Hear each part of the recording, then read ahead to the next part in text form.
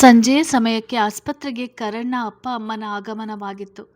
ಕರಣ್ ತಾನಾಗೇ ಮಗು ಅಬೋರ್ಷನ್ ಮಾಡಿಸಬೇಕೆಂದಿದ್ದರೂ ಮಗು ಉಳಿಯಲಿಲ್ಲ ಎಂದದು ಕೇಳಿ ಏನೋ ಒಂದು ರೀತಿ ಅರಿಯದ ಸಂಕಟವಾಗುತ್ತಿತ್ತು. ಯಾಕೆ? ಏನಾಯ್ತು? ಕರಣ್, ಅಶ್ವಿನಿ ಯಾಕೆ ಹಾಗೆ ಅವಸರವಾಗಿ ಬನ್ನಿ ಅಂದೆ ಅಂದರು ಸವಿತಾ. ಅಶ್ವಿನಿ ಕರೆ ಮಾಡಿದಾಗ ಅವರ ಧ್ವನಿಯಲ್ಲಿದ್ದ ಭಯ ಗುರುತಿಸಿದ್ದರು. ಅದು ಅಮ್ಮ, ವೇದ ಎಂದು ತೊದಲಿದ ಕರಣ್. ಏನಾಯ್ತು ಕರಣ್? ವೇದಾಗೆ ತೊಂದರೆ ಏನಿಲ್ಲ ಅಲ್ವಾ? ಯಾಕೆ ನೀವಿಬ್ಬರು ಹೀಗಿದ್ದೀರಾ ಎಂದರು ಸವಿತಾ. ಇಬ್ಬರ ಮೌನ ನೋಡಲಾಗದೆ. ಏನು ಅಂತ ಇಲ್ಲಿ ನಿಂತಿರುವ ನಿನ್ನ ಮಗನ್ನ ಕೇಳಿ. ನನ್ನ ಮಗಳನ್ನು ಭಾರಿ ಚೆನ್ನಾಗಿ ನೋಡ್ಕೊಳ್ತಾನೆ ಅಂತ ಮದುವೆ ಮಾಡಿ ಇವತ್ತು ನೋಡಿ ಅಲ್ಲಿ ರೋಗಿ ಥರ ಮಲಗಿದಾಳೆ ಎಂದರು ಅಶ್ವಿನಿ ಮೌನ ಮುರಿದು. ಯಾಕೋ ಏನೇನು ಮಾತನಾಡ್ತಿದ್ಯಾ ಅಶ್ವಿನಿ? ಸರಿಯಾಗಿ ಹೇಳಿ, ಏನಾಗಿದೆ ಅಂತ? ಹೀಗೆ ನೀವಿಬ್ಬರು ಏನು ಹೇಳದೆ ಅರ್ಧ ಅರ್ಧ ಮಾತಾಡಿದರೆ ನನಗೆ ಹೇಗೆ ಅರ್ಥ ಆಗುತ್ತೆ ಎಂದರು ಸವಿತಾ. ಇನ್ನೂ ಏನು ಅರ್ಥ ಆಗಬೇಕು ಸವಿತಾ? ನನ್ನ ಮಗಳಿಗೆ ಅಬೋರ್ಷನ್ ಆಯಿತು ಕಣೆ. ಮಗಳು ಗರ್ಭಿಣಿ ಅಂತ ಗೊತ್ತಾಗುವ ಮೊದಲೇ ಅವಳಿಗೆ ಗರ್ಭಪಾತ ಆಗಿದೆ ಅಂತ ಗೊತ್ತಾಗ್ತಿದೆ. ಈಗ ಅವಳಿಗೆ ಮಗು ಇಲ್ಲ ಅಂತ ಹೇಗೆ ಹೇಳಿ? ಅವಳು ಅಲ್ಲಿ ಸಾಯ್ತಾ ಇದ್ರೆ ನಿನ್ನ ಮಗ ಆಫೀಸ್ನಲ್ಲಿ ಚಿಂತೆ ಇಲ್ಲದೆ ಯಾವಳ ಹತ್ರನೋ ಫೋನ್ ಕೊಟ್ಟು ಆರಾಮವಾಗಿ ಮಲಗಿದ್ದ. ಕೆಲಸದವರು ಇರದೇ ಇದ್ದಿದ್ರೆ ನನ್ನ ಕಂದ ಏನಾಗ್ತಿತ್ತು? ದುಃಖಿಸಿದರೆ ಅಶ್ವಿನಿ ಮಗಳ ಸ್ಥಿತಿ ನೆನೆದು. ಏ ಕರಣ್, ಇದು ನಿಮ್ಮತ್ತೆ ಹೇಳ್ತಾ ಇರೋದು ನಿಜನೇನೋ? ಅವಳು ಬಸುರಿ ಅನ್ನೋದು ನಮಗೆ ಯಾಕೆ ಹೇಳಿಲ್ಲ ನೀವು? ಈಗ ಸಡನ್ನಾಗಿ ಅಬೋರ್ಷನ್ ಯಾಕಾಯ್ತು? ನಿಜ ಹೇಳು. ನೀವಿಬ್ಬರು ಸೇರಿ ಏನು ಮಾಡೋಕ್ಕೆ ಹೊರಟಿದ್ರಿ ಅಂತ ಗದರಿದರು ಸವಿತಾ. ಅವರಿಗೆ ಸೊಸೆ ಬಸುರಿ ಎನ್ನುವುದು ಕೇಳಿಯೇ ಶಾಕ್ ಆಗಿತ್ತು. ಗರ್ಭಪಾತ ಸುಮ್ಮನೆ ಆಗದೆಂದು ತಿಳಿದಿತ್ತು. ಅಮ್ಮ, ನಾನೇನೂ ಮಾಡಲಿಲ್ಲ. ಡಾಕ್ಟ್ರ್ ಹತ್ರ ಬೆಳಿಗ್ಗೆ ಅವಳ ಚೆಕಪ್ ಮಾಡಿಸಿ ಮಧ್ಯಾಹ್ನ ಮನೆಗೆ ಬಿಟ್ಟು ಮಾತನಾಡಿಸಿ ಆಫೀಸ್ಗೆ ಬಂದೆ. ಸ್ವಲ್ಪ ತಲೆನೋವು ಅಂತ ಮ್ಯಾನೇಜರ್ಗೆ ಕ್ಲೈಂಟ್ಗಳಿಗೆ ಬ್ಯುಸಿ ಅಂತ ಹೇಳೋಕ್ಕೆ ತಿಳಿಸಿ ರೆಸ್ಟ್ ಮಾಡ್ತಿದ್ದೆ. ಆದರೆ ನನ್ನ ಮ್ಯಾನೇಜರ್ ರಂಗ ಫೋನ್ ಮಾಡಿದಾಗಲೂ ಹಾಗೆ ಹೇಳಿದಾಳೆ ಅಷ್ಟೇ. ಅದಕ್ಕೆ ಅತ್ತೆ ಎಲ್ಲ ತಪ್ಪು ನನ್ನ ಮೇಲೆ ಆಗ್ತಿದ್ದಾರೆ ಸಮರ್ಥಿಸಿಕೊಂಡನು ಕರಣ್. ನೋಡು, ಎಷ್ಟು ಉದಾಸೀನವಾಗಿ ಹೇಳ್ತಿದ್ದಾನಿವನು. ನನ್ನ ಮಗಳು ಅವತ್ತೇ ಹೇಳಿದ್ಲು, ಇವನ ಜೊತೆ ಮದುವೆ ಬೇಡಮ್ಮ ಅಂತ. ನಾನೇ ಕೇಳಲಿಲ್ಲ. ಗೊತ್ತಿರುವ ಹುಡುಗ, ಭಾರಿ ಒಳ್ಳೆಯವನು ಅಂದ್ಕೊಂಡೆ. ಈಗ ಅವರ ಅಪ್ಪಂಗೆ ಇದೆಲ್ಲ ಹೇಗೆ ಹೇಳಿ? ನನ್ನ ಮಗಳನ್ನು ಹೇಗೆ ಸಮಾಧಾನ ಮಾಡಲಿ? ಇವನಿಗೆ ಆಗದಿದ್ದರೆ ನಮಗೆ ಹೇಳಬೇಕಾಗಿತ್ತು. ನಾನು ನೋಡ್ಕೊಳ್ತಿದ್ದೆ ಎಂದರು ಅಶ್ವಿನಿ ಅಲಿಯನ ನಿರ್ಲಕ್ಷ್ಯ ನೋಡಿ ಕಣ್ಣೀರಿಟ್ಟು. ಅಳ್ಬೇಡ ಅಶ್ವಿನಿ, ಅನ್ನಂಗೆ ನಾನು ಹೇಳ್ತೀನಿ. ಕರಣ್ ವೇದಾನ ಇಷ್ಟಪಡ್ತಾನೆ ಕಣೆ. ಅವನು ಕೆಟ್ಟ ಹುಡುಗ ಅಲ್ಲ. ನೀನು ಏನೋ ತಪ್ಪಾಗಿ ತಿಳಿತಿದ್ಯಾ. ಸ್ವಲ್ಪ ಸಮಾಧಾನವಾಗಿರು, ಟೆನ್ಷನ್ ತಗೋಬೇಡ. ಮೊದಲು ವೇದ ಹುಷಾರಾಗಲಿ, ಆಮೇಲೆ ಮಾತಾಡೋಣ ಎಂದ ಸವಿತಾರಿಗೆ ಮಗನ ಮೇಲೆ ಅಪಾರ ನಂಬಿಕೆ. ಮಗ ಸೊಸೆ ನಡುವೆ ಏನೋ ನಡೆದಿದೆ ಎಂದು ಅವರ ಅನುಭವದ ಕಣ್ಣಿಗೆ ತಿಳಿದಿತ್ತು. ತಪ್ಪೋ ಸರಿನೋ, ನನ್ನ ಮಗಳು ಬಳಲಿ ಒಣಗಿ ಬೆಂಡಾಗಿರೋದು ನೋಡಿನೇ ನನ್ನ ಪ್ರಾಣ ಹೋಗ್ತಿದೆ. ಅವಳೇನಾದರೂ ಇದಕ್ಕೆಲ್ಲ ಇವನೇ ಕಾರಣ ಅಂತ ಹೇಳಿದರೆ ಆ ಕ್ಷಣನೇ ನನ್ನ ಮಗಳು ನಿಮ್ಮನೆ ಹೊಸಲು ತುಳಿಯೋಲ್ಲ, ತಿಳ್ಕೊಳ್ಳಿ, ಎಚ್ಚರಿಕೆ ನೀಡಿ ವಾರ್ಡಿನ ಮುಂದಿರುವ ಚೇರಿನಲ್ಲಿ ಕೂತರು ಅಶ್ವಿನಿ. ಸವಿತಾರಿಗೆ ವೇದನ ಸ್ಥಿತಿ ನೋಡಿ ಅಶ್ವಿನಿ ಹೀಗೆ ಮಾತನಾಡುತ್ತಿದ್ದಾಳೆ ಎನಿಸಿತು. ಚಿಕ್ಕಂದಿನಿಂದ ತಂದೆ ತಾಯಿ ಮಾತು ಮೀರದೆ ಬೆಳೆದ ಕರಣ್ ಮೇಲೆ ಬಲವಾದ ನಂಬಿಕೆ ಅವರಿಗೆ. ಆದರೆ ಅಶ್ವಿನಿ ಅವರಿಗೆ ಮಗು ಅಬೋರ್ಷನ್ ಆಗಿದೆ ಎಂದರು. ಕರಣ್ ಮುಖದಲ್ಲಿ ಚಿಂತೆ, ನೋವು ಎಂಬ ಭಾವನೆ ಕಾಣದೆ ಕರಣ್ ಮೇಲೆ ಅನುಮಾನ ಬೆಳೆದಿತ್ತು. ಕರಣ್ಗೆ ವೇದ ಯಾಕಾಗಿ ಬಿದ್ದಳು ಎಂದು ಈಗಲೂ ತಿಳಿದಿರಲಿಲ್ಲ. ಎಲ್ಲರಿಗೂ ಉತ್ತರ ಕೊಡುವವಳು ಮಾತ್ರ ನರಳುತ್ತಾ ಮಲಗಿದ್ದಳು. ಇತ್ತ ಕಡೆ ಶ್ರೇಣಿಕ ಅಭಿಮನ್ಯುವನ್ನು ಅಭಿ ಎಂದು ಸಂಬೋಧಿಸಿದನ್ನು ನೋಡಿದ ಸುಹಾಸ್ ಅಭಿಯ ಕಿಚಾಯಿಸ್ತಿದ್ದ. ಓ ಅಭಿಮನ್ಯು, ಹಿಂಜರನ ಸಾತ್ವಿಕ್ ಸಮಾಧಾನ ಮಾಡ್ಕೊಳ್ತಾನೆ ಬಿಡು. ಅದಿರಲಿ, ನೀನು ಯಾವಾಗಲಿಂದಪ್ಪ ಶ್ರೀನಿಕಾಗೆ ಅಭಿಯಾಗಿರೋದು? ನಮಗೆ ಹೇಳೇ ಇಲ್ಲ ಎಂದ ಸುಹಾಸ್ ಉಬ್ಬು ಕುಣಿಸಿ. ಅವನಿಗೆ ಆಕಾಶ್ ಸಾಥ್ ನೀಡಿದ್ದ. ಹಾ ಬಾವಾ, ನಾನು ಅದೇ ಅಂದ್ಕೊಳ್ತಾ ಇದ್ದೆ. ನಾವೆಲ್ಲ ಇದು ಒತ್ತಾಯದ ಮದುವೆ, ತುಂಬ ಕಷ್ಟ ಇವರು ಇಬ್ಬರು ಒಂದಾಗೋದು ಅಂದ್ಕೊಂಡಿದ್ದೇವೆ. ಆದರೆ ಇಲ್ಲಿ ಎಲ್ಲ ತುಂಬ ಸ್ಪೀಡಾಗಿ ಹೋಗ್ತಿದೆ ಎಂದ ಆಕಾಶ್ ನಗುತ್ತಾ. ಬ್ರೋ, ಆ ಥರ ಏನಿಲ್ಲ. ಅವಳಿಗೆ ರೀ ಅನ್ಬೇಡ ಅಂತ ಹೇಳ್ದಕ್ಕೆ ಅಭಿ ಅಂತಿದ್ದಾಳೆ ಅಷ್ಟೇ. ನೀವೇನೇನೋ ತಿಳ್ಕೊಬೇಡಿ, ನಾವಿಬ್ಬರು ಮಾಮೂಲಿಯಾಗೇ ಇರೋದು ಸಮರ್ಥಿಸಿಕೊಂಡ ಅಭಿ. ನಾವು ಅಷ್ಟೇ ಕಣೋ ತಿಳ್ಕೊಂಡಿರೋದು. ಏನೇನೋ ನಾವು ಯಾಕೆ ತಿಳ್ಕೊಳ್ಳೋಣ ಅಲ್ವಾ ಶ್ರೇಣಿಕಾ? ಅಭಿಮನ್ಯು ವರ್ಮಾ ಎಂದ ಸುಹಾಸ್ ಶ್ರೇಣಿಕನಿಗೆ ರೇಗಿಸಿ. ಅದು ಹೌದು. ಇಲ್ಲ ಅಣ್ಣ, ಅಭಿಯವರಿಗೆ ರೀ ಅಂತೆಲ್ಲ ಕರೆಯೋದು ಇಷ್ಟ ಇಲ್ಲ ಅಂದರು. ಅದಕ್ಕೆ ಹೋಗೋ ಬಾರೋ ಅಂದೆ. ಬೇಡ ಅಂದರು. ಅದಕ್ಕೆ ಅಭಿ ಅಂತಿದ್ದೀನಿ. ಇದರಲ್ಲಿ ಅನುಮಾನ ಪಡೋದು ಏನಿದೆ ಎಂದವಳಿಗೆ ಸುಹಾಸ್ನ ಮಾತಿನ ಅರ್ಥವಾಗಿರಲಿಲ್ಲ. ಹೌದೇನೋ ಅಭಿ, ನಿಂಗೆ ರೀ ಅಂತ ಕರೆಯೋದು ಇಷ್ಟ ಇಲ್ವಾ? ಅಭಿ ಅಂತಲೇ ಕರಿಬೇಕಾ? ಮತ್ತು ಶ್ರೀನಿಕಾ ಅಭಿ ನಿನ್ನ ಏನಂತ ಕರಿತಾನೆ? ಐ ಮೀನ್ ಶ್ರೀ, ಮುದ್ದು, ಬಂಗಾರ, ಚಿನ್ನ ಅಂತ ಕರಿತಾನಾ ಎಂದು ಆಕಾಶ್ ಅವನ ಮಾತಿಗೆ ಪ್ರಜ್ಞಾ ಅಂಜನ ನಕ್ಕರೆ ಶ್ರೀಗೆ ಮುಜುಗರವಾಯಿತು. ಬ್ರೋ, ಇದು ಜಾಸ್ತಿ ಆಯಿತು. ನೀವಿಬ್ಬರು ತುಂಬ ಮುಂದೆ ಹೋಗಿದ್ದೀರಾ. ಸ್ವಲ್ಪ ಹಿಂದೆ ಬನ್ನಿ. ನಮ್ಮಿಬ್ಬರ ಮಧ್ಯೆ ಅಂತ ಸೀನ್ ಇಲ್ಲ. ಈಗಲೂ ನನಗೆ ಇವಳು ಇಂಚರ ತಂಗಿ ಅಷ್ಟೇ, ಮತ್ತೇನೂ ಅಲ್ಲ ಎಂದು ಮುಖ ಊದಿಸಿಕೊಂಡು. ಅದು ನಮಗೂ ಗೊತ್ತು ಬಿಡು. ಶ್ರೀನಿಕಾ, ನಿಂಗೆ ಅಭಿ ಕಂಡ್ರೆ ಏನು ಫೀಲ್ ಆಗುತ್ತೆ? ನಿಂಗೂ ಸಾತ್ವಿಕ್ ಅಣ್ಣ ಅಂತ ಅನಿಸುತ್ತಾ? ಇಲ್ಲ ಬಾವಾ, ಅಭಿ ಅವರ ನೋಡಿದರೆ ತುಂಬ ಸಂತೋಷ ಆಗುತ್ತೆ. ಅವ್ರಿಗೆ ಈ ಮನೆ ಮೇಲೆ, ನಿಮ್ಮ ಮೇಲೆ ಇರುವ ಗೌರವ, ಕಾಳಜಿ, ಪ್ರೀತಿ ನೋಡಿದಾಗ ನಮ್ಮನೇಲೂ ಈ ಥರ ಒಬ್ಬ ಗಂಡು ಮಗ ಇದ್ದಿದ್ರೆ ಚೆನ್ನಾಗಿರೋದು ಅನಿಸುತ್ತೆ. ಒಬ್ಬರು ಮಾತ್ರ ಅಲ್ಲದೆ ಅತ್ತೆ, ಮಾವ, ಸೊಸೆಯರು, ಅಳಿಯಂದಿರು ಎಲ್ಲರೂ ಒಂದೇ ರೀತಿ ಯೋಚನೆ ಮಾಡ್ತೀರಾ? ಮನೆಯವರ ಮನಸ್ಸು ಶುದ್ಧ ಇದ್ದು ಮನೆಯಲ್ಲಿ ನೆಮ್ಮದಿ ಶಾಂತಿ ನೆಲೆಸಿದ್ರೆ ಆ ಮನೆಯಲ್ಲಿ ದೇವರು ವಾಸಿಸ್ತಾನೆ ಅಂತ ಕೇಳಿದ್ದೆ. ಈಗ ಇಲ್ಲಿ ನೋಡ್ತೀನಿ, ಹಿಂಚರ ಅಕ್ಕ ತುಂಬ ಅದೃಷ್ಟ ಮಾಡಿದ್ಲು ಈ ಮನೆ ಸೇರೋಕ್ಕೆ. ಈ ಕಾರಣಕ್ಕೆ ಆ ದೇವರಿಗೆ ಎಷ್ಟು ಧನ್ಯವಾದ ಹೇಳಿದರೂ ಕಡಿಮೆನೆ ಎಂದಳು ಶ್ರೀ ಭಾವುಕಳಾಗಿ. ತನ್ನ ತಂದೆಯ ವರ್ತನೆ ನೆನೆದು. ಓಲ್ಡ್ ಆನ್ ಶ್ರೀ, ಯಾಕೆ ಎಮೋಷ್ನಲ್ ಆಗ್ತೀಯಾ? ಹಿಂದೆ ಆಗಿರೋದು ಮರೆತು ಈಗ ಇರುವ ಖುಷಿನ ಅನುಭವಿಸು. ಬದುಕು ಅನ್ನೋದು ಒಂದೇ ಸಾರಿ ಸಿಗುವ ಅವಕಾಶ. ಅದನ್ನು ಸರಿಯಾಗಿ ಉಪಯೋಗಿಸಬೇಕು. ಅಳ್ಬಾರ್ದು, ತಿಳಿತಾ? ಬುದ್ಧಿ ಹೇಳಿದಳು ಪ್ರಜ್ಞಾ. ಇಷ್ಟಲ್ಲಿ ನಮ್ಮನೆ ಬಗ್ಗೆ ತಿಳ್ಕೊಂಡಿರುವ ನೀನು ಅಭಿ ಮದುವೆ ಯಾಕಾದೆ? ನಿಂಗೆ ಅಭಿ ಇಷ್ಟ ಆಗಿದ್ರೆ ನಮ್ಮ ಹತ್ರ ಹೇಳಬೇಕಿತ್ತು. ಆದರೆ ಯಾರಿಗೂ ಹೇಳದೆ ಕದ್ದು ಮುಚ್ಚಿ ಯಾಕೆ ಮದುವೆ ಆದೆ? ಕಾರಣ ಏನು ಎಂದ ಆಕಾಶ್ ಪ್ರಶ್ನಾರ್ಥಕವಾಗಿ. ನಾನು ಯಾರನ್ನು ಇಷ್ಟಪಟ್ಟಿರಲಿಲ್ಲ ಬಾವಾ. ಆ ಸಂದರ್ಭದಲ್ಲಿ ನನಗೆ ಅಭಿಯವರ ಮದುವೆ ಆಗೋದು ಬಿಟ್ಟೆ ಬೇರೆ ದಾರಿ ಇರಲಿಲ್ಲ. ಅದಕ್ಕೆ ತಪ್ಪು ನಿರ್ಧಾರ ಮಾಡಿದೆ. ನಂಗೆ ಗೊತ್ತು ನಿಮಗೆಲ್ಲ ನನ್ನಿಂದ ನೋವಾಗಿದೆ ಅಂತ. ಅದಕ್ಕೆ ನೀವು ಏನು ಶಿಕ್ಷೆ ಕೊಟ್ಟರು ನಾನು ಅನುಭವಿಸ್ತೀನಿ. ನಾನು ಮಾಡಿದ ತಪ್ಪಿಗೆ ಕಾರಣ ಹೇಳಬಾರ್ದಂತಲ್ಲ, ಹೇಳುವ ಸಮಯ ಇದಲ್ಲ ಅಷ್ಟೇ. ಇದರ ಮೇಲೆ ನನ್ನ ಏನು ಕೇಳಬೇಡಿ ಎಂದು ಕಣ್ಣೀರೊರೆಸಿಕೊಳ್ಳುತ್ತಾ ಒಳಗೆ ಹೋದಳು. ಅಭಿಗೆ ಶ್ರೀಗೆ ತನ್ನ ಮೇಲಿರುವ ಭಾವನೆ ನೋಡಿ ಖುಷಿಪಡಲು, ಮಂಟಪದಲ್ಲಿ ಮರ್ಯಾದೆ ತೆಗೆದದ್ದಕ್ಕೆ ಕೋಪಿಸ್ಕೊಳ್ಬೇಕಾ ಎಂಬಂತಾಗಿತ್ತು. ಎತ್ತ ಕಡೆ ರೂಮಿಗೆ ಬಂದ ಸಾತ್ವಿಕ್ ಇಂಚರನ ಬಿಡದೆ ಎದೆಗೆ ಒರಗಿಸಿಕೊಂಡೇ ಕುಳಿತಿದ್ದವನು ಪ್ರೀತಿ ಮಾಡುವಾಗ ಲವಲವಿಕೆಯಿಂದ ಇದ್ದ ಇಂಚರ ಈಗ ಕಳೆದೇ ಹೋಗಿದ್ದಳು. ತನ್ನರಿವಿಗೆ ಬರದೆ ಹೆಂಡತಿ ಅತಿಯಾಗಿ ನೋಯಿಸಿದೆ ಎಂದು ಪಶ್ಚಾತ್ತಾಪ ಪಡುತ್ತಿದ್ದ ಸಾತ್ವಿಕ್. ನನ್ನ ಕ್ಷಮಿಸು ಇಂಚು, ನಾನಿಂಗೆ ಒಳ್ಳೆ ಗಂಡ ಆಗಲಿಲ್ಲ, ತುಂಬ ನೋಯಿಸಿಬಿಟ್ಟೆ ಎಂದ ಸಾತ್ವಿಕ್ ಇಂಚರನ ಕೈ ಕಣ್ಣಿಗೊತ್ತಿಕೊಂಡು. ಇಲ್ಲ ರೀ, ನನಗೇನು ನೋವು ಆಗಿಲ್ಲ. ಮನೆ ಅಂದಮೇಲೆ ಜಗಳ ಮನಸ್ತಾಪ ಸಹಜ. ಆದರೆ ನಿಮ್ಮತ್ತೆ ಮನೆಯವರು ನನ್ನ ತವರು ಮನೆ ಬಗ್ಗೆ ಕೇವಲವಾಗಿ ಮಾತಾಡಿದ್ದು ನೋವಾಯಿತು ರೀ ಎಂದು ಕಣ್ಣು ತುಂಬಿಕೊಂಡು. ಅವರು ನನ್ನ ಅತ್ತೆ ಅಲ್ಲ ಇಂಚು. ನಿನ್ಮೇಲೆ ಅವರಿಗೆ ಯಾವ ಅಧಿಕಾರನೂ ಇಲ್ಲ. ಊರಿಗೆಲ್ಲ ನ್ಯಾಯ ಕೊಡಿಸುವ ಪೊಲೀಸ್ ಆಗಿ ಹೆಂಡತಿಗೆ ಬೇರೆಯವರಿಂದ ಅವಮಾನ ಆಗ್ತಿದ್ರು. ನಾನು ಅವರ ಮಾತು ಕೇಳಿ ನಿನ್ನ ಗುರಿ ಮಾಡಿಬಿಟ್ಟೆ ಎಂದ ಕಣ್ಣೀರಿಡುತ್ತಾ. ನೀವು ನೊಂದ್ಕೋಬೇಡಿರಿ, ಆ ಸಂದರ್ಭ ಆಗಿತ್ತಷ್ಟೇ. ನೀವು ಅಳಬೇಡಿ, ನನಗೆ ನೋಡೋಕ್ಕೆ ಆಗೋಲ್ಲ. ಪ್ರೀತಿ ಮಾಡಿದಾಗಿನಿಂದ ನಿಂಗೇನು ಇಷ್ಟ, ನಿಂಗೇನು ಬೇಕು, ನಿನ್ನ ಕಷ್ಟ ಇಷ್ಟ ಏನು ಕೇಳಿಲ್ಲ. ಬರೀ ಕೆಲಸ ಅಂತ ಸಮಯ ದೂಡಿಬಿಟ್ಟೆ.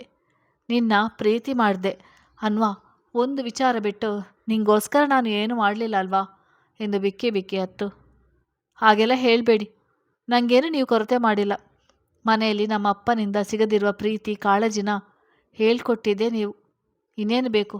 ಮೊದಲು ಅಳೋದು ನಿಲ್ಲಿಸಿ. ನೋಡೋಕ್ಕೆ ಆಗೋಲ್ಲ. ಗಂಡನ ಸಮಾಧಾನ ಮಾಡಲೆತ್ನಿಸಿದಳು. ಇದಕ್ಕೆ ನೋಡು, ದೊಡ್ಡವರು ಹೇಳೋದು ಹೆಣ್ಣು ಸಂಸಾರದ ಕಣ್ಣು ಅಂತ. ನಿನ್ನ ಶ್ರೀನ ನೋಡಿದರೆ ಹೇಳ್ಬೋದು ನಿನ್ನಮ್ಮ ಎಷ್ಟು ಸಂಸ್ಕಾರ ಕೊಟ್ಟಿದ್ದಾರೆ ಅಂತ. ಒಂದಂತೂ ಭರವಸೆ ಕೊಡ್ತೀನಿ, ನನ್ನಮ್ಮ ನನ್ನ ತಂಗಿ ಸನ್ನಿಧಿ ತುಂಬ ಒಳ್ಳೆಯವರು ಇಂಚು. ನಿನ್ನ ಚೆನ್ನಾಗಿ ನೋಡ್ಕೊಳ್ತಾರೆ. ಎಲ್ಲರೂ ಒಳ್ಳೆಯವರೇ ರೀ, ಗುಣಗಳಿಗೂ ಬೇರೆ ಬೇರೆ ಇರುತ್ತೆ ಅಷ್ಟೇ. ನಾನು ಇನ್ಮೇಲೆ ಸ್ವಲ್ಪ ಅನುಸರಿಸ್ಕೊಂಡು ಹೋಗ್ತೀನಿ ಬಿಡಿ. ಅದರ ಅವಶ್ಯಕತೆ ಇಲ್ಲ. ನಾವು ಈ ಮನೆಗೆ 4 ದಿನದ ಅತಿಥಿಗಳಷ್ಟೇ. ಅವರ ಮನೆಯಲ್ಲಿ ಇರೋದಕ್ಕೆ ಅಂದು ಆಡ್ತಾರೆ. ನಾವೇ ಹೊರ ಹೋದರೆ ಯಾರು ಯಾಕೆ ಹಂಗಿಸ್ತಾರೆ ಹೇಳು? ನಾಳೆ ಕಮಿಷನರ್ ಅವರ ಹತ್ರ ಮಾತಾಡ್ತೀನಿ. ಕ್ವಾರ್ಟರ್ಸ್ಗೆ ಶಿಫ್ಟ್ ಆಗೋಣ ಎಂದ ಗಂಭೀರವಾಗಿ. ಅಲ್ಲಿಗೆ ಯಾಕ್ರಿ? ಜಗಳ ಆಯಿತು ಅಂತ ಮನೆ ಬಿಟ್ಟು ಹೋದರೆ ದೊಡ್ಡ ಮಾವಂದಿರು ಅತ್ತೆಯರಿಗೆ ಬೇಜಾರಾಗಲ್ವಾ? ಹಾಗಂತ ನಾವಿಲ್ಲೇ ಇದ್ದರೆ ನಮ್ಮಿಂದ ಅವರ ಮಧ್ಯೆ ಮನಸ್ತಾಪಗಳು ಜಾಸ್ತಿ ಆಗುತ್ತೆ. ಇದೆಲ್ಲ ಯಾಕೆ ಬೇಕು ಹೇಳು?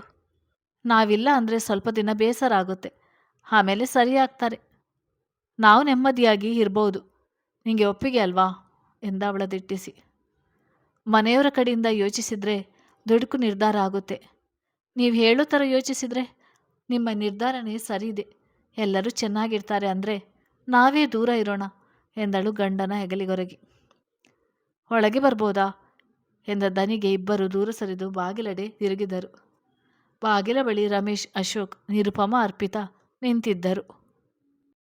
ಅದಕ್ಕೇನು, ಬನ್ನಿ ದೊಡ್ಡಪ್ಪ ಎಂದ ಸಾತ್ವಿಕ್ ಎದ್ದು ನಿಂತ್ಕೊಂಡ.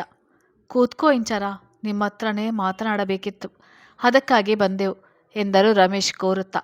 ಅರ್ಪಿತಾ, ನಿರುಪಮ ನಿಂತಿದ್ದರು. ನೋಡಮ್ಮ ಇಂಚರ, ನಿಂಗೆ ನಮ್ಮನೆ ಸ್ಥಿತಿಗತಿ ನೋಡಿ ಬೇಸರಕ್ಕಿಂತ ನೋವಾಗಿದೆ ಅಂತ ಗೊತ್ತು. ಅದಕ್ಕಾಗಿ ನಾವೆಲ್ಲ ನಿಂಗೆ ಕೈ ಮುಗಿದು ಕ್ಷಮೆ ಕೇಳ್ತಾ ಇದ್ದೇವೆ. ಬೇಕಿದ್ರೆ ಕಾಲು ಹಿಡಿತೀವಿ, ಆದರೆ ನೀನು ದುಡುಕ್ಬೇಡ ಎಂದರು ರಮೇಶ ಕೈ ಮುಗಿದು. ಮಾವ, ಏನು ಮಾತು ಅಂತ ಆಡ್ತೀರಾ? ನೀವು ನನ್ನ ಹತ್ರ ಕ್ಷಮೆ ಕೇಳೋದಾ?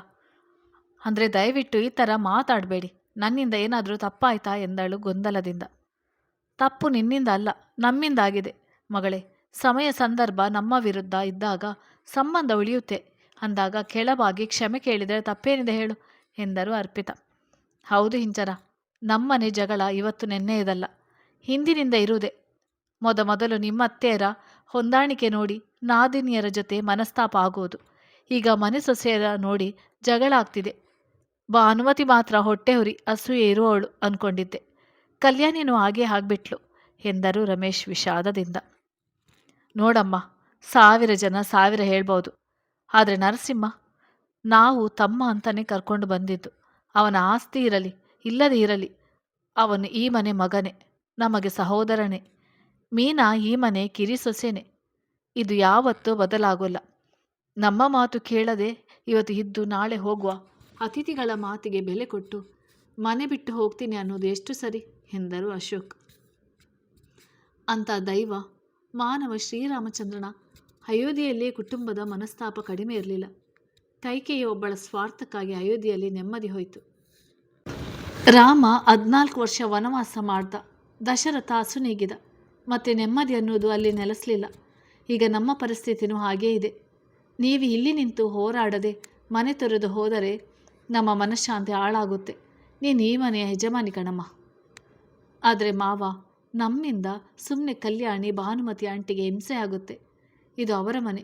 ಹಾಗಿರುವಾಗ ನಾನು ಬಂದು ಈ ಮನೆಯಲ್ಲಿ ಯಜಮಾನಿಯಾಗಿ ಇರ್ತೀನಿ ಅಂದರೆ ಹೇಗಾಗುತ್ತೆ? ನಾವು ಈ ಮನೆಯ ಅತಿಥಿಗಳಷ್ಟೇ ಎಂದಳು ಇಂಚರ ಹಿಂಜರಿಯುತ್ತಾ. ಸಾತ್ವಿಕ್ ಮುಖ ನೋಡಿ, ಹ್ಞೂ ಇಂಚರ, ಇದೆಲ್ಲ ನಿನ್ನ ಗಂಡ ಹೇಳಿದ್ನಾ? ನೋಡಮ್ಮ, ಇದು ಕೂಡು ಕುಟುಂಬ, ಮನಸ್ತಾಪ ಮಾತುಗಳು ಸಹಜ. ಇವತ್ತು ನಾವಿರುವ ಪರಿಸ್ಥಿತಿಯಲ್ಲಿ ನಾಳೆ ನೀನು ಅಂಜನ ಇದ್ದರೆ ನಾದಿನಿಯರಾಗಿ ಪ್ರಜ್ಞಾ ಸನ್ನಿಧಿ ಇರ್ತಾರೆ. ಆಗಲೂ ಹೀಗೆ ಹೆದರಿ ಮನೆ ಬಿಟ್ಟು ಹೋಗ್ತೀರಾ? ನೀನು ಈ ಮನೆ ಕಿರಿ ಸೊಸೆ, ನಿಂಗೆ ಎಲ್ಲ ಅಧಿಕಾರನೂ ಇದೆ ಎಂದರು ಅಶೋಕ್ ಗಡುಸಾಗಿ. ಈ ಮನೆಯಲ್ಲಿ ನೀನು ಸೊಸೆನೆ, ನಮಗೆಲ್ಲರಿಗಿರುವ ಹಕ್ಕು ನಿನಗೂ ಇದೆ, ಅನುಮಾನ ಬೇಡ. ಸಂದರ್ಭ ನಿನ್ನ ವಿರುದ್ಧ ಆದಾಗ ಕೈ ಮುಗಿಯೋದು ಕೈ ಮುರಿಯೋದು ಎರಡೂ ತಪ್ಪಲ್ಲ. ನ್ಯಾಯದ ಪರವಾಗಿ ನಿಲ್ಲು ಅಷ್ಟೇ. ಇವತ್ತು ನಿಂಗೆ ಅವಮಾನ ಆಯಿತು ಅಂತ ನೀನು ಹಿಂದೆ ಹೋದರೆ ನಾಳೆ ನಿನ್ನ ಜಾಗದಲ್ಲಿ ಶ್ರೀನಿಕಾ, ಅಂಜನ ನಿಂತ್ಕೋಬೇಕಾಗುತ್ತೆ. ಯೋಚನೆ ಮಾಡು ಎಂದರು ನಿರುಪಮ. ಅದು ದೊಡ್ಡಮ್ಮ, ನೀವು ಹೇಳೋದು ನಮಗೆ ಸರಿನೇ. ಆದರೆ ಅಪ್ಪನ ಕಂಡ್ರೆ ಮೊದಲಿನಿಂದಲೂ ಭಾನು ಅತ್ತೆಗೆ ಆಗೋಲ್ಲ. ಈಗ ಕಲ್ಯಾಣಿ ಅತ್ತೆಗೂ ಇಷ್ಟ ಆಗ್ತಿಲ್ಲ. ಅವರು ಮಾತನಾಡೋದು ತಪ್ಪು ಅಂತಲ್ಲ, ಆದರೆ ನಮ್ಮಿಂದ ನಿಮ್ಮ ಎಲ್ಲರ ಮಧ್ಯೆ ವಾದ ಆಗೋದು ಏನು ಚಂದ ಹೇಳಿ? ಹೇಗೋ ನನಗೆ ಕೆಲಸ ಇದೆ. ಸನ್ನಿಧಿಗೆ ಅಪ್ಪ ಗಂಡು ನೋಡಿದ್ದಾರೆ. ನನಗೆ ಸರ್ಕಾರದಿಂದನೇ ಕ್ವಾರ್ಟರ್ಸ್ ಕೊಡ್ತಾರೆ. ನಮಗೆ ಇನ್ನೇನು ಚಿಂತೆ ಹೇಳಿ? ಆರಾಮವಾಗಿ ಇರ್ತೀವಿ ಎಂದ ಸಾತ್ವಿಕ್. ಏನು ಚಿಂತೆ ಇಲ್ವಾ? ನಾವು ಯಾರು ನಿನ್ನ ಜೊತೆ ಇರೋಲ್ಲ ಅನ್ನುವ ಬೇಜಾರಿಲ್ವಾ ನಿಂಗೆ? ನೀನು ನಿನ್ನ ಹೆಂಡತಿ, ತಂಗಿ, ಅಪ್ಪ ಅಮ್ಮ ಅಷ್ಟೇ ಸಾಕ? ನಾವೇನು ಅಲ್ವಾ ನಿಂಗೆ ಎಂದರು ಅರ್ಪಿತಾ ದೀನನಾಗಿ. ಅದು ಆಗಲ್ಲ ದೊಡ್ಡಮ್ಮ. ನಾವು ಯಾರು ಈ ಮನೆಗೆ ಸೇರಿದವರಲ್ಲ, ಅತಿಥಿಗಳಾಗಿ ಬಂದಿದ್ವಿ. ಯಾವಾಗಾದರೂ ಹೋಗಲೇಬೇಕಿತ್ತು. ನಿಮ್ಮ ಮಕ್ಕಳಾಗಿ ಆಕಾಶ, ಅಭಿ, ಬ್ರೋ, ಇಶಾನ್ ಇದ್ದಾರಲ್ವ, ನಾನು ಆಗಾಗ ಬಂದು ಹೋಗ್ತೀನಿ. ಕೊನೆವರೆಗೂ ಇಲ್ಲೇ ಇರೋಕ್ಕೆ ಆಗುತ್ತಾ? ನಮ್ಮದು ಅಂತ ಕುಟುಂಬ ಇರಬೇಕಲ್ವಾ ಎಂದ ಸಾತ್ವಿಕ್. ಹೌದಪ್ಪ, ಸರಿಯಾಗಿ ಹೇಳಿದೆ. ನಿಂದು ಅಂತ ಒಂದು ಬೇರೆ ಕುಟುಂಬ ಇರುವಾಗ ನಮ್ಮ ಜೊತೆ ಇರು ಅನ್ನೋದು ನಮ್ಮದೇ ತಪ್ಪು. ನಾವು ನೀನು ಈ ಮನೆ ಮಗ, ವರ್ಮಾ ಮನೆಯ ಕಿರಿ ಮೊಮ್ಮಗ ಅಂದ್ಕೊಂಡಿದ್ವಿ. ಈಗ ಅರ್ಥ ಆಯಿತು, ಮರ ಎಷ್ಟೇ ದೊಡ್ಡ ಬೆಳೆದರೂ ಅದರ ಬೇರಿನ ಮೂಲ ಮಾತ್ರ ಮರೆಯೋಲ್ಲ ಅಂತ. ಅದೀಗ ಗೊತ್ತಾಯಿತು ಎಂದರು ರಮೇಶ್ ಭಾವುಕವಾಗಿ. ದೊಡ್ಡಪ್ಪ, ಅದು ನಾನು ಹಾಗೆ ಹೇಳಿಲ್ಲ ಎಂದವನ ಮಾತು ತುಂಡರಿಸುವಂತೆ. ಬೇರೆ ಮಾತು ಬೇಡ ಅಶೋಕ್. ಇವರು ಕುಟುಂಬ ಯಾವಾಗ ಮನೆಯಿಂದ ಹೋಗ್ತೀನಿ ಅಂತಾರೋ ಆಗಲೇ ಕಳಿಸಿಬಿಡು. ಆದರೆ ಅವರಿಗೆ ವರ್ಮಾ ಮನೆಯ ಯಾವುದೇ ಗುರುತುಗಳಿರುವ ವಸ್ತುಗಳ ಕೊಡಬೇಡ. ಯಾಕೆಂದರೆ ಅವರೀಗ ಸಾತ್ವಿಕ್ ವರ್ಮಾ ಅಲ್ಲ, ಎಸಿಪಿ ಸಾತ್ವಿಕ್ ನರಸಿಂಹ ಅವರನ್ನು ಯಾರೂ ತಡಿಬೇಡಿ ಅಷ್ಟೇ ಎಂದವರು ಹೊರ ನಡೆದರು. ರಮೇಶ್ ಅವರ ಹಿಂದೆ ಅಶೋಕ್ ಸಹ ಹೊರಟರು. ಮಗ ಮಗ ಅಂತ ಸಾಕಿದ್ದಕ್ಕೆ ಒಳ್ಳೆ ಮಾತೇ ಆಡಿದ್ದೆ ಬಿಡು. ಅದಕ್ಕೆ ದೊಡ್ಡವರು ಹೇಳೋದು, ನಾವು ಸಾಕಿದವರೆಲ್ಲ ನಮ್ಮ ಮಕ್ಕಳು ಆಗೋಲ್ಲ ಅಂತ. ನಿಜ ಕಣಪ್ಪ, ನೀನು ನಮ್ಮ ಮಗ ಅಲ್ಲ, ನನ್ನ ಮಗ ಆಕಾಶ್ ಅಭಿಶಾನ್ ಅಷ್ಟೇ. ನೀನು ಈ ಮನೆ ಅತಿಥಿ, ಪೊಲೀಸ್ ಆಫೀಸರ್ ಅಷ್ಟೇ. ಬಾ ನಿರುಪಮ ಎಂದು ಕಣ್ಣು ತುಂಬಿಕೊಂಡು ಹೊರ ನಡೆದರು. ಅರ್ಪಿತಾ ನಿರುಪಮ ಕೈ ಹಿಡಿದು. ಇತ್ತ ಕಡೆ ಎಷ್ಟು ಹೊತ್ತಿನ ನಂತರ ವೇದಾನಿಗೆ ಪ್ರಜ್ಞೆ ಬಂದಿತ್ತು. ತಾನಿಲ್ಲಿರುವೆ ಎಂದು ಸುತ್ತು ನೋಡಿದವಳು ತಲೆ ತಿರುಗಿದಾಗ ಪ್ರಜ್ಞೆ ತಪ್ಪಿದಷ್ಟೇ ನೆನಪು ಅವಳಿಗೆ. ಅವಳು ಎಚ್ಚರವಾಗಿರುವುದು ನರ್ಸ್ ನೋಡಿ ಅವರ ಮನೆಯವರಿಗೆ ತಿಳಿಸಿದಳು. ಕಂದ ವೇದ, ಇಲ್ಲಿ ನೋಡೆ, ಅಮ್ಮ ಬಂದಿದ್ದೀನಿ, ತಲೆ ನೆವರಿಸಿ ಕೇಳಿದರ ಅಶ್ವಿನಿ. ಮಾಮ್, ಯಾವಾಗ ಬಂದೆ? ನಾನು ಯಾಕೆ ಇಲ್ಲಿದ್ದೀನಿ? ನನಗೇನಾಗಿತ್ತು? ಅತ್ತೆ ಮಾವ ಬಂದಿದ್ದಾರಾ ಎಂದವಳು ವೇದ ತನ್ನ ಮಗುವಿನ ಅರಿವಿಲ್ಲದೆ. ಏನಿಲ್ಲ ಕಣೆ, ತಲೆ ಸುತ್ತಿ ಬಿದ್ದೆ ಅಂತ ನಿಮ್ಮನೆ ಕೆಲಸದವರು ಇಲ್ಲಿಗೆ ಕರ್ಕೊಂಡು ಬಂದಿದ್ರು. ನನಗೂ ಫೋನ್ ಮಾಡಿದರು, ಅದಕ್ಕೆ ಬಂದೆ. ಏನಾಗಿತ್ತೆ ನಿಂಗೆ ಎಂದರ ಅಶ್ವಿನಿ ಮಗಳಿಗೆ ಈಗಲೇ ನೋವು ಕೊಡಲು ಇಷ್ಟಪಡದೆ. ಅದು ಏನಿಲ್ಲ ಮಾಮ್, ಸ್ವಲ್ಪ ಸುಸ್ತು ಆಗಿತ್ತು, ಅದಕ್ಕೆ ಪ್ರಜ್ಞೆ ತಪ್ಪಿದೆ ಅಷ್ಟೇ. ಇನ್ನೇನಿಲ್ಲ, ನೀನು ಭಯಪಡಬೇಡ. ಡ್ಯಾಡಿ ಬರಲಿಲ್ವಾ ಎಂದಳು ತನ್ನ ಕರಣ್ಣ ಮನಸ್ತಾಪ ತೋರದೆ. ನಿಮ್ಮ ಅಪ್ಪನಿಗೆ ಹೀಗೆ ಆಗಿರೋದು ಗೊತ್ತಿಲ್ಲ ಕಣೆ, ನಾನು ಹೇಳಲಿಲ್ಲ, ಅವ್ರು ಇನ್ನೂ ಬಂದಿಲ್ಲ, ಈಗ ನಿಧಾನವಾಗಿ ಹೇಳಬೇಕು ಎಂದರು ಅಶ್ವಿನಿ. ವೇದು, ಏನೇ ಇದು ಈ ರೀತಿ ಮಲಗಿದ್ಯಾ? ಏನಾದರೂ ತೊಂದರೆ ಇದ್ದರೆ ನಮಗೆ ಹೇಳೋದಲ್ವಾ? ನಮ್ಮ ಪ್ರಾಣ ಇರೋದೇ ನೀವಿಬ್ಬರಲ್ಲಿ ಎಂದರು ಸವಿತಾ ಸೊಸೆಯ ಮೇಲೆ ಪ್ರೀತಿಯಿಂದ. ನನಗೇನು ಆಗಿಲ್ಲ ಅತ್ತೆ, ನೀವು ಟೆನ್ಷನ್ ಆಗಬೇಡಿ, ಐ ಆಮ್ ಆಲ್ ರೈಟ್ ಎಂದಳು ವೇದ. ಸರಿ, ನಾವು ಯಾರೂ ಊಟ ಮಾಡಿಲ್ಲ, ನಿಮಗೆ ಏನಾಯಿತೋ ಅನ್ನೋ ಬೇಸರದಲ್ಲಿ ನಿಮ್ಮ ಮಾವಂಗೆ ಮಾತ್ರೆ ಕೊಡಬೇಕು, ನೀವಿಬ್ಬರು ಮಾತಾಡಿ, ನಾವು ಊಟ ಮಾಡಿ ಬರ್ತೀವಿ ಎಂದ ಸವಿತಾ ಮಗ ಸೊಸೆಗೆ ಏಕಾಂತ ಒದಗಿಸಿ ಹೊರಟರು. ಅವರ ಜೊತೆ ಅಶ್ವಿನಿಯು ಹೊರ ನಡೆದರು. ಹೇಗಿದೆಯಾ ವೇದ? ನಾನು ಮನೆಗೆ ಬಿಟ್ಟಾಗ ಚೆನ್ನಾಗೇ ಇದ್ದೆ, ಆಮೇಲೆ ಏನಾಯಿತು? ನನಗಂತೂ ಗಾಬರಿಯಾಗಿದ್ದೆ ನಿನ್ನ ನೋಡಿ ಎಂದ ಕರಣ್ಗೂ ಆತಂಕ. ನನಗೇನು ಆಗಿಲ್ಲ ಕರಣ್, ಪ್ಲೀಸ್, ಈ ಮಗು ನನಗೆ ಬೇಕು, ಅಬೋರ್ಷನ್ ಮಾಡಿಸೋದು ಬೇಡ ನನಗೋಸ್ಕರ. ಕರಣ್, ನೀವಂತೂ ಯಾವಾಗಲೂ ಕೆಲಸ ಅಂತ ಹೊರಗೆ ಇರ್ತೀರ, ನನ್ನ ಜೊತೆ ಮಗು ಆದರೂ ಇರಲಿ. ಕರಣ್, ಈಗಲೇ ಮನೆಯವ್ರಿಗೆ ನಾನು ಪ್ರೆಗ್ನೆಂಟ್ ಅಂತ ಹೇಳಿ ಬಿಡೋಣ, ಅವರಿಗೂ ಖುಷಿ ಆಗುತ್ತೆ ಎಂದಳು ಉತ್ಸಾಹದಿಂದ. ಅದು ವೇದ, ಮಗು ಇಲ್ಲ ಎಂದ ಕರಣ್ ತಡವರಿಸಿ. ಏನು ಕರಣ್, ಸರಿಯಾಗಿ ಹೇಳಿ, ಮಗು ಬೇಡವಾ ಎಂದ ವೇದನಿಗೆ ಮಗುವಿನದೇ ಯೋಚನೆ. ಮಗು ಇಲ್ಲ ವೇದ, ನಿನಗೆ ಹೊಟ್ಟೆಗೆ ಏಟು ಬಿದ್ದು ಹೆಬಾಟ್ ಆಗಿದೆ.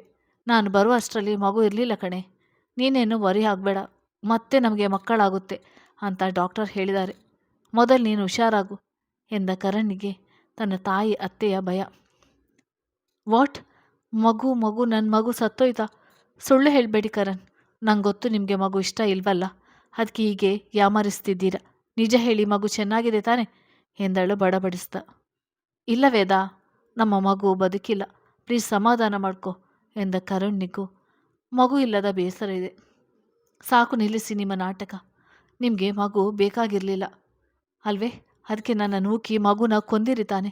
ಥೂ, ನಿಮ್ಮ ಜನ್ಮಕ್ಕೆ, ಅನ್ಯಾಯವಾಗಿ ನನ್ನ ಮಗುನ ಸಾಯಿಸಿದ್ರಿ ಎಂದಳು ವೇದ ಅಳುತ್ತ. ಮಗು ಇಲ್ಲ ಎಂಬ ನೋವು ಅವಳ ಇರಿಯುತ್ತಿತ್ತು. ವೇದ, ಏನು ಮಾತನಾಡ್ತಿದ್ಯಾ ಅನ್ನುವ ಅರಿವಿದೆಯಾ? ನಾನು ಮಗುನ ಕೊಲ್ತೀನ? ಅದು ನನಗೂ ಮಗುನೇ. ನೀನು ಬಿದ್ದು ಹೇಟಾಗಿ ಮಗು ಅಬಾಟಾದರೆ ನಾನು ಕಾರಣವ ಎಂದ ಕರಣ್ಗೂ ಕೋಪ ಬಂದಿತು. ಬಿದ್ದು ಹೇಟಾಗಿದ್ದಲ್ಲ, ನೀವು ಉದ್ದೇಶಪೂರ್ವಕವಾಗಿ ನನ್ನ ಜೊತೆ ಜಗಳ ಮಾಡಿ ನನಗೆ ಹೊಡೆದದ್ದು ಅನ್ನಿ, ಅದಕ್ಕೆ ನಾನು ಬಿದ್ದೆ. ಈಗ ನಿಮ್ಮ ಆಸೆಯಂತೆ ನನ್ನ ಮಗು ಹೋಯಿತು, ಹೋಗಿ ಹೊಟ್ಟೆ ತುಂಬ ಹಾಲು ಕುಡೀರಿ ಎಂದಳು ರೋಧಿಸುತ್ತ. ಅವಳ ಮಾತಿಗೆ ಕರಣ್ಣಿಗೆ ತನ್ನ ವೇದನ ನಡುವಿನ ಜಗಳ ನೆನಪಾಗಿತ್ತು, ಜೊತೆಗೆ ಶಾಕ್ ಆಗಿತ್ತು. ಊಟ ಮುಗಿಸಿ ಬಂದ ಮನೆಯವರಿಗೂ ವೇದನ ಮಾತು ಕೇಳಿ ಆಶ್ಚರ್ಯ ಆಗಿತ್ತು. ಇತ್ತ ಕಡೆ ವರ್ಮಾ ಮನೆಯಲ್ಲಿ ನಡೆದ ಅಷ್ಟು ಘಟನೆ ಭಾನುಮತಿ ವರುಣ್ನ ಮುಂದೆ ಚಾಚು ತಪ್ಪದೆ ವಿವರಿಸಿದರು ಜೀವಿತ ಬಿಂದು. ಭಾನುಮತಿ ಎಲ್ಲರಿಗೂ ಬೈದು ಶಾಪ ಹಾಕಿದರೆ ವರುಣ್ನಿಗೆ ಸನ್ನಿಧಿ ತನ್ನಿಂದ ದಿನೇ ದಿನೇ ದೂರ ಆಗುತ್ತಿರುವಳೆಂಬ ಚಿಂತೆ ಶುರುವಾಗಿತ್ತು. ಮೊಬೈಲ್ ತೆಗೆದು ಕರೆ ಮೇಲೆ ಕರೆ ಮಾಡಿದರು. ಅವಳ ನಿರಾಸ ಪ್ರತಿಕ್ರಿಯೆಗೆ ವರುಣ್ನಿಗೆ ಪ್ರತಿಕ್ಷಣ ಸನ್ನಿಧಿಯ ನೆನಪೇ ಕಾಡುತ್ತಿದ್ದವು. ಇಂದು ನೆನ್ನೆಯಲ್ಲದೆ ಚಿಕ್ಕಂದಿರಿಂದ ಶುರುವಾದ ಪ್ರೀತಿ ಅವರದು. ಸನ್ನಿಧಿಯೇ ಮೊದಲು ಪ್ರೀತಿಸಿದ್ದರು. ಅವಳ ಪ್ರೀತಿಯ ತಿಳಿದ ವರುಣ್ ತಾನು ಅವಳ ಪ್ರೀತಿಸುತ್ತಿದ್ದ. ಮಿತಭಾಷಿಯಾದ ಅವನಿಗೆ ಕೂಗಾಡಿ ತಿಳಿಯದು. ತಾಯಿ ಮತ್ತು ಪ್ರೀತಿಯ ಮಧ್ಯೆ ಬಿದ್ದು ಒಬ್ಬನೇ ನರಳುತ್ತಿದ್ದ. ಇತ್ತ ಸನ್ನಿಧಿಗೂ ವರುಣ್ನ ನೆನಪು ಕಾಡಿದರೂ ಮನಸ್ಸು ಗಟ್ಟಿ ಮಾಡಿಕೊಂಡಿದ್ದಳು. ಅವಳ ಮನಸ್ಸಿಗೆ ವರುಣ್ ತನಗೆ ಮರೀಚಿಕೆಯಾಗುವ ಎಂದು ಅಚ್ಚಾಗಿತ್ತು. ಈಗ ಅವಳು ಮನೆಯ ಮುದ್ದು ಕೂಸಾಗಿರದೆ ಒಂದು ಜಾಹೀರಾತು ಕಂಪನಿಯ ಸಿಇಒ ಆಗಿ ಯೋಚನೆ ಮಾಡುತ್ತಿದ್ದಳು. ಮನೆಯವರ ಜೊತೆ ಮಾತು ಮುಗಿಸಿ ರೂಮಿಗೆ ಬಂದ ಅಭಿ ಶ್ರೀನಿಕಾ ಮನಸ್ಸು ಸಡಿಲವಾಗಿತ್ತು. ಶ್ರೀನಿಕಾ ನಾಳೆಯಿಂದ ಕಾಲೇಜ್ಗೆ ತೆರಳಲು ತನ್ನ ಬಟ್ಟೆ ವಸ್ತುಗಳನ್ನು ಜೋಡಿಸುತ್ತಿದ್ದರೆ ಅಭಿ ಲ್ಯಾಪ್ಟಾಪ್ ಹಿಡಿದು ಆಫೀಸ್ ಕೆಲಸ ಮಾಡುತ್ತಿದ್ದ. ಏನನ್ನೋ ನೆನೆದ ಶ್ರೀನಿಕಾ, ರೀ ಅಭಿ, ಇಲ್ಲಿ ನೋಡಿ ಸ್ವಲ್ಪ ಎಂದಳು ಅಭಿಯ ಕಡೆ ನೋಡಿ. ಏನು ಬೊಗಳು ಮೊದಲು, ಅದಕ್ಕೆ ಯಾಕೆ ಭಜನೆ ಮಾಡ್ತೀಯಾ ಎಂದ ಅಭಿ ಕೆಲಸ ಮಾಡುತ್ತಲೇ. ಅದು ನಿಮ್ಮನೇಲಿ ಯಾಕೆ ಯಾವಾಗಲೂ ಜಗಳ ಮಾಡ್ತಾರೆ? ಮತ್ತು ನಮ್ಮನೇಲಿ ನಮ್ಮಪ್ಪ ನಮ್ಮನ್ನು ದಿನ ಬೈಯೋರು ಹೊಡೆಯೋರು, ಆದರೂ ನಾವು ತಿರುಗಿಸಿ ಮಾತಾಡಿರಲಿಲ್ಲ ಗೊತ್ತಾ. ನಿಮ್ಮನೇಲಿ ಯಾಕೆ ಸುಖ ಸುಮ್ಮನೆ ಜಗಳ ಮಾಡ್ತಾರೆ ಎಂದಳು ತನ್ನ ಗೊಂದಲ ಅಭಿಯ ಮುಂದಿಟ್ಟು. ಹೌದು, ನಿಮ್ಮಪ್ಪ ಹಾಗೆಲ್ಲ ಮಾಡಿ ಆಮೇಲೆ ನೀವೆಲ್ಲ ಏನು ಮಾಡ್ತಿದ್ರಿ ಎಂದ ಅಭಿ ಅವಳ ಕಡೆ ಮುಖ ಮಾಡಿ. ಆಮೇಲೆ ಏನೋ ಸುಮ್ಮನೆ ಮಲ್ಕೊಳ್ತಿದ್ವಿ. ನಾನು ನಮ್ಮದೇ ದೊಡ್ಡ ಕಷ್ಟ ಅಂತಿದ್ದೆ ಗೊತ್ತಾ. ಆದರೆ ಇಲ್ಲಿ ದುಡ್ಡಿರೋರು ಆದರೇನು ಜಗಳ ಕಷ್ಟ ತಪ್ಪಿದ್ದಲ್ಲ ಬಿಡಿ, ಎಲ್ಲರ ಮನೆ ದೋಸೆನೂ ತೂತೆ ಎಂದಳು. ಓಹ್, ಅದು ದುಡ್ಡಿನ ತೊಂದರೆ ಅಲ್ಲ, ವ್ಯಕ್ತಿತ್ವದ ತೊಂದರೆ. ಮನೆ ಅಂದಾಗ ಎಲ್ಲ ರೀತಿ ಜನನೂ ಇರ್ತಾರೆ. 5 ಬೆರಳು ಒಂದೇ ಥರ ಇರೋಲ್ಲ, ಒಬ್ಬೊಬ್ಬರು ಒಂದೊಂದು ಥರ ಇರ್ತಾರೆ. ಎಲ್ಲರನ್ನು ನಾವು ಬದಲಾಯಿಸೋಕ್ಕೆ ಆಗೋಲ್ಲ. ನಮಗೆ ಸರಿ ಹೊಂದುವ ಥರ ನಾವಿರಬೇಕು. ಹ್ಞೂ ಎಂದಳು. ನೀನು ಮನೇಲಿದ್ದಾಗ ಏನಾದರೂ ಈ ಥರ ಆದರೆ ನನಗೆ ಹೇಳು, ಸುಮ್ಮನೆ ಇರಬೇಡ.